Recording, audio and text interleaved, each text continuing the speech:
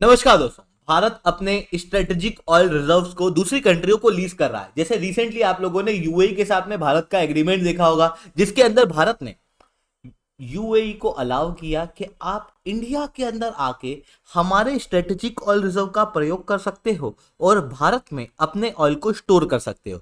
वहीं दूसरी तरफ भारत खुद दूसरी कंट्रियों के अंदर अपने ऑयल को स्टोर कर रहा है, जहां पर यूनाइटेड स्टेट्स ऑफ अमेरिका के साथ में ऑलरेडी हम लोगों ने एग्रीमेंट साइन किए हुए हैं। वहीं दूसरी तरफ जापान, साउथ कोरिया और सिंगापुर से हम लोग एग्रीमेंट साइन करने वाले हैं, ताकि हम लोग हमारे ऑयल को इन कंट्रियों के अंदर स्टोर कर सकें।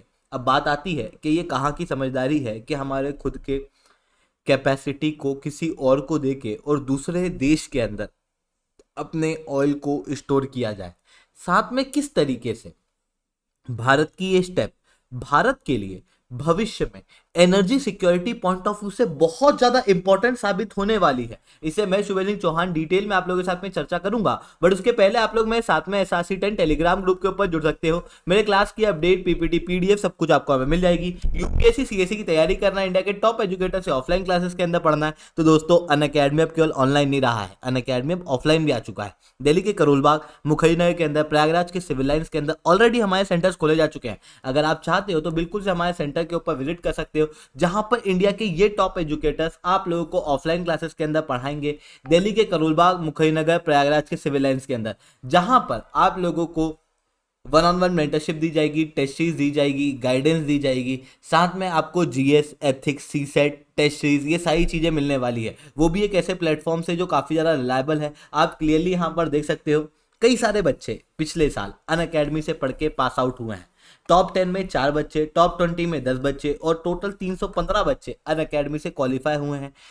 इनमें से मैक्सिमम बच्चे हमारे टेस्टिंग या इंटरव्यू गाइडेंस प्रोग्राम के नहीं थे, बल्कि हमारे खुद के प्लेटफॉर्म पे पढ़े हुए बच्चे थे। मतलब हमारे द्वारा पढ़ाए हुए बच्चे, अनअकैडमी के द्वारा पढ़ाए हुए बच्चे यूपीएससी के अंदर क्वालिफाई हो रहे हैं भारी मात्रा में। सबसे बेस्ट रिजल्ट अनअकैडमी के देखने को मिल रहे हैं। अगर आपको भी अनअकैडमी के अंदर एनरोल करना है तो नीचे डिस्क्रिप्शन के अंदर मैंने 3 लिंक दी हुई है, उन 3 लिंक के अंदर क्लिक करना, उन्हें फिल आउट करना। हमारी टीम आपको रीच आउट करेगी, कंप्लीट गाइडेंस आप लोगों को देगी। चलिए दोस्तों, अब समझने का प्रयास करते हैं यहाँ पे क्या हुआ। देखो, इंडिया के केस में बात करूं तो इंडिया ग्लोबल लेवल पे 3rd लार्जेस्ट ऑयल का कंज्यूमर है। मतलब भारत के अंदर ऑयल की डिमांड बहुत ज्यादा है। सीधी सी बात है, ये डिमांड इसलिए है क्योंकि भारत की इकोनॉमी तेजी से ग्रो कर रही है, साथ में भारत के अंदर एक बड़ी आबादी रहती है। वहीं दूसरी तरफ भारत के अंदर ऑयल का प्रोडक्शन कम है। कम होने का कारण सीधा है क्योंकि ऑयल के रिजर्व्स हमारे यहाँ पर है नहीं। इस कारण से हम लोगों को भारी मात्रा में ऑयल का इंपोर्ट करना पड़ता है। पर ये इंपोर्ट असेंशियल इंपोर्ट है, इसे हम लोग चेंज नहीं कर सकते और ना ही हम करना चाहते हैं। अब जो ऑयल को हम लोग इंपोर्ट कर रहे हैं, ये ऑयल आ रहा है इंटरनेशनल मार्केट से। मतलब इंडिया की ऑयल की डिपेंडेंसी इंटरनेशनल मार्केट पे है। अब इंटरनेशनल मार्केट में जो ऑयल होता है वो काफी ज्यादा वल्नरेबल है, इसके प्राइस बहुत फ्लक्चुएट करते हैं। मतलब मैं आपको रिसेंटली 3 घटनाएं जो हुई वो बताऊंगा बड़ी बड़ी। आपको खुद को महसूस होगा कि इन घटनाओं का असर तो ऑयल पे भी पड़ा। जैसे रशिया यूक्रेन वॉर, पैलेस्टीन में युद्ध हुआ, कोविड-19, इन तीनों का असर ऑयल के ऊपर भारी मात्रा में पड़ा। मतलब अचानक से ऑयल के प्राइस तेजी से बढ़े या फिर तेजी से घट गए। कोविड-19 के अंदर आपको वेस्ट टेक्सास इंटरमीडिएट भी याद होगा, जहां पर ऑयल के प्राइस लगभग नेगेटिव जा चुके थे। ऐसी कंडीशन में ग्लोबल लेवल पे पूरी तरीके से ऑयल की डिपेंडेंसी होना सही नहीं है। हम लोगों को थोड़ा ऑयल स्टोर करके रखना चाहिए, ताकि अगर कोई भी इनसिक्योरिटी हो जाए, कहीं पे वॉर वगैरह हो जाए और अचानक से ऑयल का सप्लाई रुक जाए, तो हम हमारे स्टोरेज में से यूज कर सकें। इस कारण से हम लोगों ने कई सारे स्ट्रेटेजिक पेट्रोलियम रिजर्व्स बनाए हुए हैं, जो आपको चंदीखोल के अंदर देखने को मिलेगा उड़ीसा में, विशाखापट्टनम आंध्र प्रदेश में, पंदूर कर्नाटक और मैंगलोर के अंदर, जहां पर भारत की लगभग कैपेसिटी अभी के समय पे 5.33 मिलियन मेट्रिक टन के आसपास है। अब भारत अपने खुद के जो ऑयल रिजर्व्स हैं, इन्हें किसी और कंट्री को लीज पे दे रहा है। जैसे यूएई की Abu Dhabi national oil company को भारत ने अपने खुद के स्टोरेज को लीज पे दे दिया। वहीं दूसरी तरफ हम चाह रहे हैं कि दूसरी कंट्री के ऑयल रिजर्व्स को हम लोग यूज करें अपना खुद का ऑयल स्टोर करने के लिए। फॉर एग्जांपल 2020 के अंदर भारत ने यूनाइटेड स्टेट्स ऑफ अमेरिका के साथ में इस चीज के लिए डील साइन की थी, जिसके लिए आप क्लियरली यहां पर न्यूज आर्टिकल देख सकते हो। 17 जुलाई 2020 के अंदर भारत ने एक प्रिलिमिनरी एग्रीमेंट साइन किया था, जिसके तहत Bharat crude oil reserve use करेगा यूनाइटेड स्टेट्स के अपने खुद के ऑयल को स्टोर करने के लिए। अब भारत जापान, साउथ कोरिया और सिंगापुर के साथ में सिमिलर एग्रीमेंट साइन करना चाह रहा है, पर सवाल उठता है भारत ऐसा क्यों करना चाह रहा है। देखो, सबसे पहले तो भारत के अंदर जो ऑयल स्टोरेज कैपेसिटी है वो कम है। इस कारण से हम लोग चाहते हैं कि दूसरे कंट्रियों के ऑयल रिजर्व्स कैप को हम लोग यूज कर लें, स्ट्रेटेजिक ऑयल रिजर्व को यूज कर लें। ऐसी कंडीशन में कैसे हमारी कम है ये समझने का थोड़ा सा प्रयास करना। जैसे इंटरनेशनल एनर्जी एजेंसी के अनुसार भारत की इंपोर्ट, जो टोटल इंपोर्ट होता है ना 90 दिन का, उतना भारत स्टोर कर सकता है ऑयल को। टोटल जितना हम इंपोर्ट करते हैं 90 दिन के अंदर, उतनी कैपेसिटी हमारी होनी चाहिए ऑयल को स्टोर करने के लिए। पर हमारी कैपेसिटी कितने दिन की है?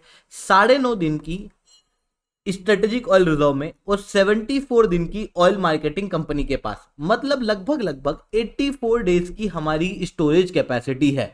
अब हम चाहते हैं 90 दिन तक ले जाना, और 90 दिन तक ले जाने के लिए अब हम चाहते हैं कि खुद से स्ट्रेटेजिक ऑयल रिजर्व ना बनाएं, बल्कि दूसरी कंट्रियों के अंदर जो ऑलरेडी स्टोरेज कैपेसिटी है उसका प्रयोग करें। इसके पीछे एक मेन कारण यह है कि मान लो ऐसा हो जाता है कि यहाँ पर इंडिया है और जहां पर हमारे स्ट्रेटेजिक ऑयल रिजर्व है मैक्सिमम साउथ इंडिया के अंदर, कर्नाटक, ओडिशा, आंध्र प्रदेश के आसपास, यहां पर अटैक हो जाता है और हमारे स्ट्रेटेजिक ऑयल रिजर्व खाली हो जाते हैं, तो फिर हम लोग क्या करेंगे?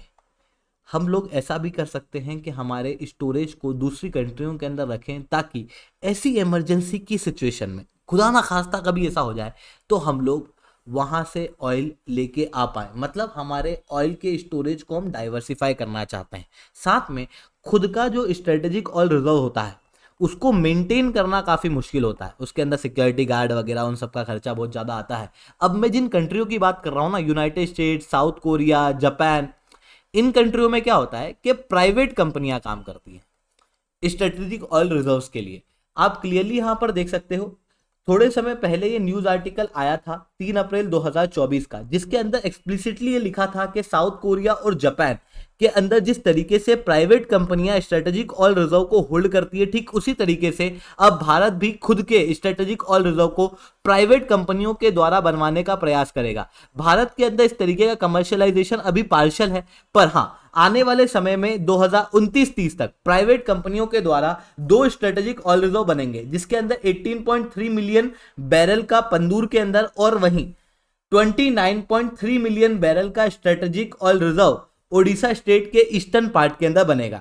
मतलब भारत भी अब साउथ कोरिया, जापान वाली साइड पे जाने का प्रयास कर रहा है। मतलब south Korea, Japan, Singapore, United state, जहां पर प्राइवेट कंपनियों द्वारा स्ट्रेटेजिक ऑयल रिजर्व को होल्ड किया जाता है, वहां पर कंपटीशन बहुत ज्यादा है आपस में कंपनियों के बीच में। इस कारण से कॉस्ट कम देखने को मिलती है, साथ में सिक्योरिटी वगैरह अच्छी दिखाई देती है, जिसके कारण से मेंटेनेंस कॉस्ट तो लगेगा नहीं, साथ में कॉस्ट इफेक्टिव रूप से हम लोग हमारे ऑयल को स्टोर कर पाएंगे। इवन जब हम लोग बायलैटरल एग्रीमेंट कर रहे हैं इन कंट्रियों के साथ में, तो उस समय पर हम लोग ऑलरेडी इस तरीके की कंडीशन रख रहे हैं ताकि हमको कॉस्ट कम ही पड़े। हम लोगों ने क्लियरली कहा हुआ है कि ये जो स्ट्रेटेजिक ऑयल रिजर्व है, यहां पर कॉस्ट इफेक्टिवनेस और एक्सेसिबिलिटी अच्छी होनी चाहिए। कॉस्ट इफेक्टिवनेस में भी क्या कि जो रेंट हम देंगे वहां पर ऑयल को स्टोर करने के लिए, वो ट्रांसपोर्टेशन कॉस्ट से ऊपर नहीं जाना चाहिए, ट्रांसपोर्टेशन से कम ही रहना चाहिए। साथ में मार्केट डायनेमिक्स भी लगातार चेंज हो रही है, कभी भी कुछ भी हो जाता है। ऐसी कंडीशन में भारत के स्ट्रेटेजिक ऑयल रिजर्व पे भी खतरा बना ही रहता है, क्योंकि नॉर्दर्न बॉर्डर पे दुश्मन बैठे ही हैं, इंटरनल सिक्योरिटी के इशू हैं ही सही। उन सारी कंडीशन के अंदर हम लोग चाहते हैं कि दूसरी कंट्रियों के अंदर भी हम लोग ऑयल को स्टोर करके रखें। वहीं बायलैटरल रिलेशन इससे दूसरी कंट्रियों से अच्छे होते हैं। जैसे यूनाइटेड स्टेट्स के अंदर अगर हम लोग ऑयल स्टोर कर रहे हैं, तो ऑब्वियसली ये शो करता है कि हमारा आपस में रिलेशन बहुत अच्छा है। वहीं दूसरी तरफ इसी चीज को आगे बढ़ाते हुए भारत ने अपनी स्टोरेज कैपेसिटी को और मजबूत करने के लिए त्रिंकोमली ऑयल टैंक फार्म भी खरीदने का प्रयास किया है श्रीलंका के अंदर, और श्रीलंका ने इसको मंजूरी भी दे दी है, जहां पर अब भारत त्रिंकोमली का ऑयल टैंक फार्म रीडेवलप करेगा। अब ये त्रिंकोमली का ऑयल टैंक फार्म क्या है, हुआ कुछ ऐसा था कि दूसरे विश्व युद्ध के समय पर ब्रिटेन की कॉलोनी हुआ करता था श्रीलंका, वहां पर अब श्रीलंका को अगर आप ध्यान से देखोगे ना तो ये इंडियन ओशन के बिल्कुल मध्य में है, और वर्ल्ड वॉर हो रहा था दूसरा वाला, उसमें जापान भी इन्वॉल्व था, तो वेस्टर्न कंट्रियों के जहाज वगैरह जाके जापान पे अटैक वगैरह कर रहे थे। ऐसी कंडीशन में बीच में हॉल्ट करने के लिए कोई जगह चाहिए थी इनको, जहां पर ये तेल वगैरह भरवा सके, वो इन्होंने त्रिंकोमली के अंदर बनवाई थी, क्योंकि सिंगापुर इनके हाथ से जा चुका था। तो त्रिंकोमली दूसरे विश्व युद्ध के समय पर एक रीफ्यूलिंग स्टेशन के रूप में बनाया गया था चाइना बे करके जगह पर, जो कि एक नेचुरल वाटर हार्बर है। यहां पर लगभग 99 ऑयल के स्टोरेज टैंक हैं, जिनकी कैपेसिटी लगभग 12,000 किलोलीटर की है।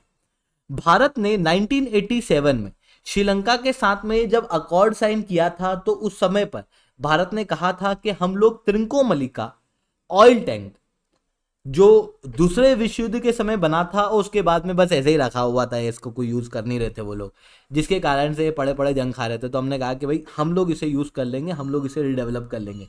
2003 के अंदर इंडियन ऑयल कंपनी की एक सब्सिडरी श्रीलंका के अंदर खुली, जो इस ऑयल फर्म के लिए काम करने को तैयार थी, और रिसेंटली 2022 में और 2021 में फाइनल एग्रीमेंट साइन हुए हैं, और हमको ये त्रिंकोमली जो है वो देने का प्रयास किया गया है। इस तरीके की चीजें हम लोगों को यहाँ पर देखने को मिल रही है। आई होप ये सारी बातें आप लोगों को समझ में आई होंगी, किस तरीके से भारत अपने न केवल इंपोर्ट को डाइवर्सिफाई कर रहा है, न केवल वेनेजुएला वगैरह इन कंट्रियों से हम लोग नए ऑयल को लेने का प्रयास कर रहे हैं, बल्कि साथ में हम हमारे स्टोरेज को भी डाइवर्सिफाई कर रहे हैं, ताकि लॉन्ग टर्म में हमारी जो एनर्जी सिक्योरिटी है उसे हम लोग मेंटेन कर सकें। आई होप ये सारी बातें आपको समझ में आई होंगी। लेक्चर अच्छा लगा हो तो लाइक करना, लेक्चर बहुत अच्छा लगा हो तो नीचे ऐसा कमेंट करना। अगर आप लोगों को यूपीएससी सीएससी की तैयारी करना है, इंडिया के टॉप एजुकेटर से ऑफलाइन क्लासेस के अंदर पढ़ना है, तो आप लोगों के पास में अच्छा मौका है। अनअकैडमी अब केवल ऑनलाइन नहीं रहा, अनअकैडमी अब ऑफलाइन भी आ चुका है। दिल्ली के करोल बाग, मुखर्जी के अंदर, प्रयागराज के सिविल लाइंस के अंदर ऑलरेडी हमारे सेंटर्स खोले जा चुके हैं। अगर आप चाहते हो तो बिल्कुल से हमारे सेंटर्स के ऊपर विजिट कर सकते हो। अगर आपको हमारे सेंटर देखना है तो इस वीडियो को एंड तक देखना।